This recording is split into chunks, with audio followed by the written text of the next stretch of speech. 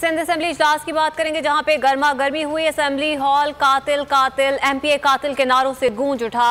नुसरत सहर अब्बासी ने कहा कि नाजिम जोखी और फहमीदा सयाल को जिस बेदर्दी से कत्ल किया गया, इस पर हुकूमत को मुस्ताफी हो जाना चाहिए।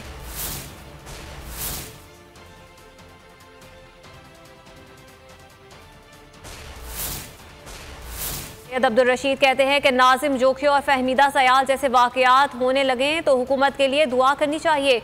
हलीम आदिल शेख का कहना था कि आज सब नाजिम जोखियों के लिए दुआ कर रहे हैं। इस दिन ये सब लोग कहाँ मर गए थे। पीपी रहनुमा कुमार चावला ने जवाबन कहा कि लाहौर में जो 4 पुलिस वाले मारे गए, इमदाद पताफी भी पीछे ना रहे कि पुलिस वालों को शहीद किया गया। हुकूमत ने उनके सामने सरेंडर करके मुआहिदा कर लिया। ये तो तालिबान के पैर पकड़ने के लिए भी तैयार हैं। सब्सक्राइब करें और बेल दबाएं ताकि कोई खबर रह न जाए।